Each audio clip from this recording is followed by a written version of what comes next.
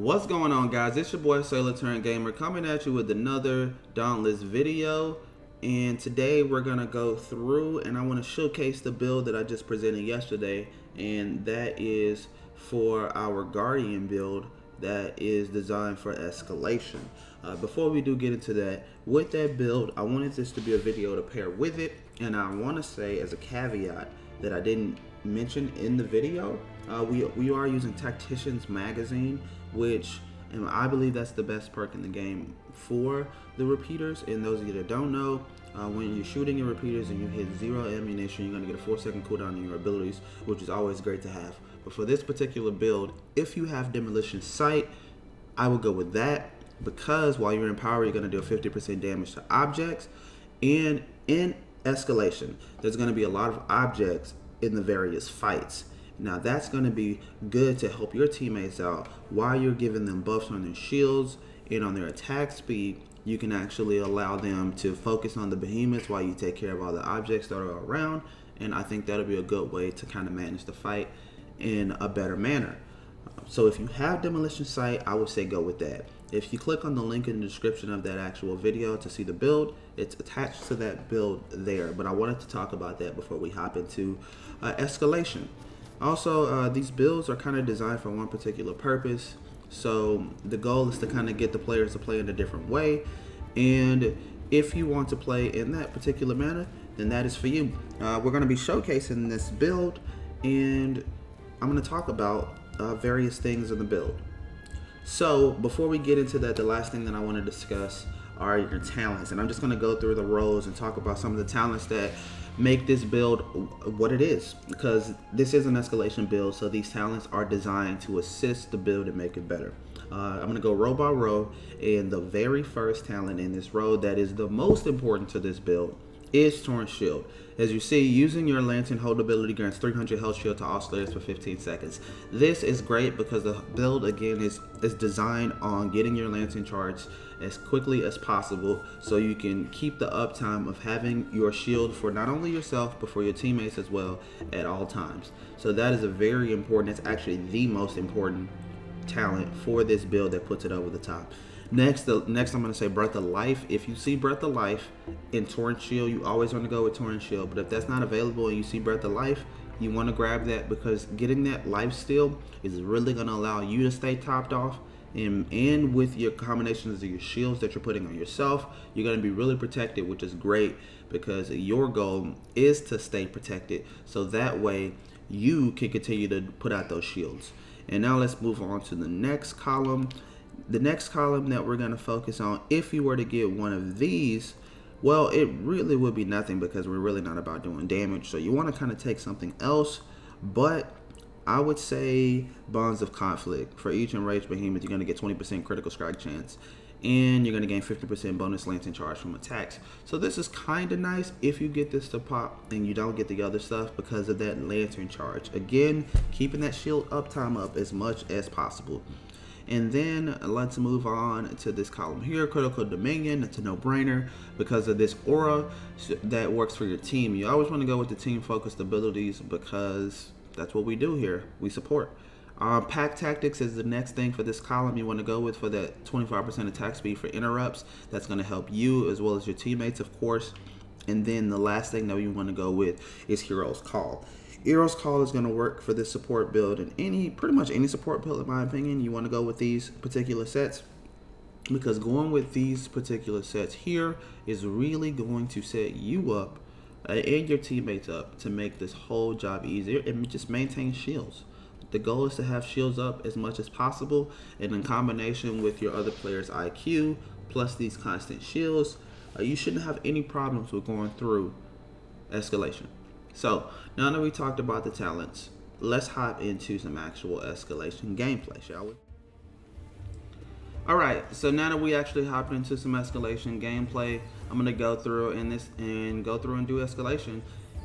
This is escalation 1 through 13, because I kind of wanted this video to go by quickly and show you a lot of this without having to do any edits, so that way everyone's on the up and up. At the beginning of escalation, before you get any of your perks, the first fight's fairly easy, whether you're on 1 through 13 or 1 through 50, but you want to use your instants And as you see, we got 120 shields. Now this is more than enough for this particular game mode. And then as playing as a repeater player, you want to stay at distance while you're firing anyway, so you're pretty much good. You go in to get your empowers, and then obviously you fire. Right now, your only source of shielding is your instant and the fact that you have a perk that's going to share 60% of your shielding to your teammates. Using your hold, you really don't have to use right now, but of course you can. You want to use your, again, always you want to use your abilities when they're empowered. And as you just see right now, without having any of the perks that we need, right, you see that we have our lantern charge 100% when we need it because we need it. Also, we got our green balls from our terror weapon that's everywhere, so the entire team's at full health. Continue to use your charges because you got them. Speed boost your teammates, and that's it, right? There's many of ways you can support your team. You can support your team through speed. You can support your team through health. We're choosing to support our team through shields. This is just one method of support and that I wanted to showcase. Now we're at our first amp, right? So like I said, it's a game of random choice, but as we look through squad goals, that's a good one to have, but we're not going with that. I talked about the perks that we're looking for early on. Pack tactics is what we're gonna go with because we didn't get our money perk, and that's a-okay. Pack tactics is gonna give your entire team a 25% attack speed boost when you interrupt the behemoth, and that's obviously going to help you with your gunfire, but your teammates as well. This build is predicated on not only the armor and weapons that are used for the build, but for your choices and your perks as well. Now, here's my thought process. We're looking at two behemoths, right? We're gonna focus on this one because we know that this one is the easier behemoth to face. So that is why we're gonna focus on this one. This is one that we can manage while we're fighting. Again, you want to try to keep your distance, but go in once you need your empowered. Now, using your hold ability really is only going to give you this little aura thing, which is okay. But again, that money shot is getting that perk that you need from the amp. Until then, you just want to focus on keeping that 40% uptime up on your shielding, and you'll be fine. As you notice, take a look at my character. When we use the shielding, I'll announce it on the next one. But if you take a look at my character, you're going to see a little line coming from my character showing that our 60% of our shields is actually being given to our teammates. So it's pretty cool to see. And as we look, our behemoth is almost done. Almost finished ending this poor behemoth's life, and that's it for him. Now we can focus on one, and if you look, there we go, boom, we just popped our shield, and it just kind of did like a little blue line. It's very subtle, but a little blue line straight over to our teammate over there, and he just got 60% of the shields, so it's pretty nice. Also, running repeaters, of course, lets you do things like that. It lets you knock back certain attacks a little bit easier. And we just want to focus, again, right now, the goal is just to focus on that uptime of keeping that 40-second cooldown on our instant shield.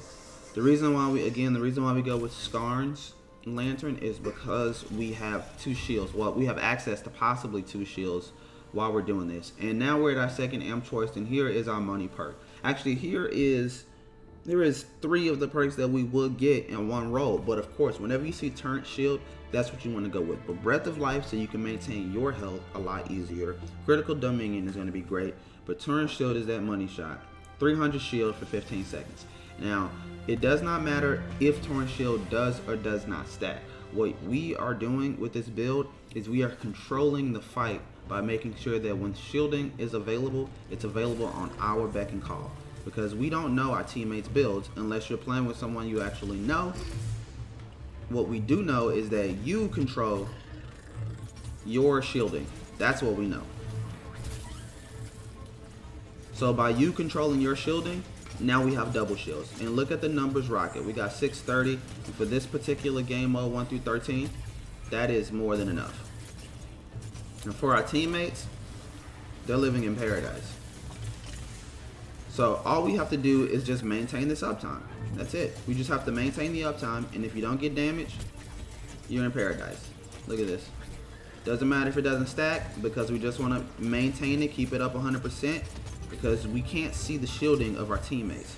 So you don't know if your team, you don't really know what number your teammates have. So you just want to continue to use this when you have it,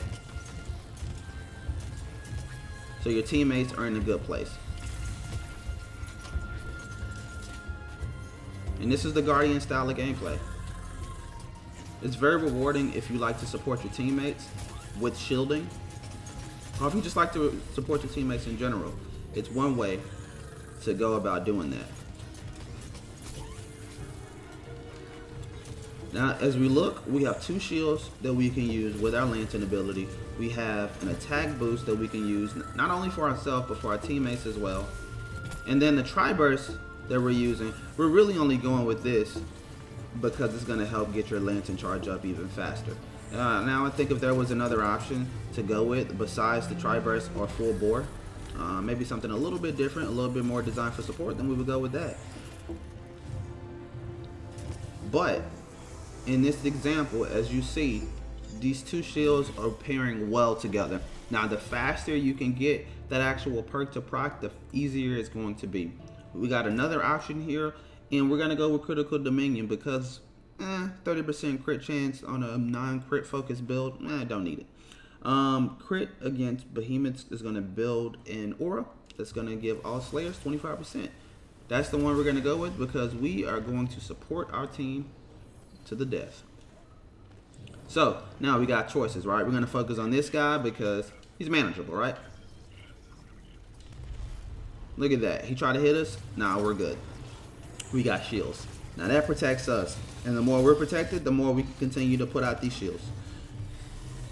Because that is what it's about. Throw up. You want to constantly use this when you have it.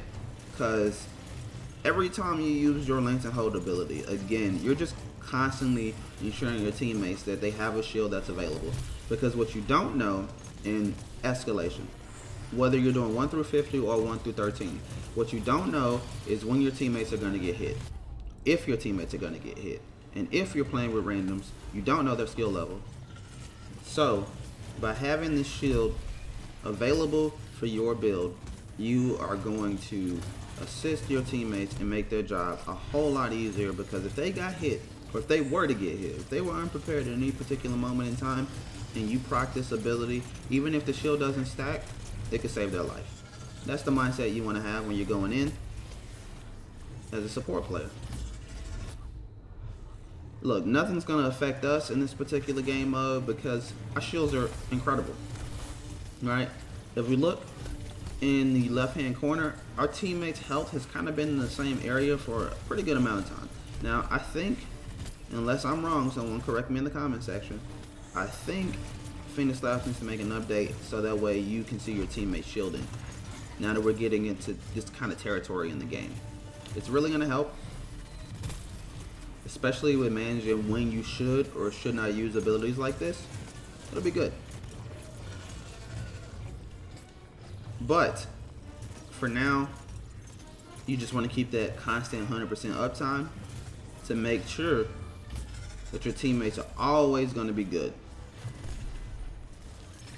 Like that, we got our Lancing ability again. Just keep using it. Just keep using it. Don't be scared. Just keep using it. And that's pretty much how it goes. I mean, the faster you get that perk, it's going to make the whole fight that much easier, and you're going to have access to 2 shields. I mean, I can't support that notion anymore than what I've already done. Hopefully, you guys have seen that with this particular style of gameplay, it is effective. I know this was Escalation 1 through 13, but it is very usable in Escalation 1 through 50. If you guys want to see Escalation 1 through 50 gameplay with this Guardian build, let me know in the comment section below, and I will definitely bring that to you. Until then, I'll catch you guys in the next video. Peace.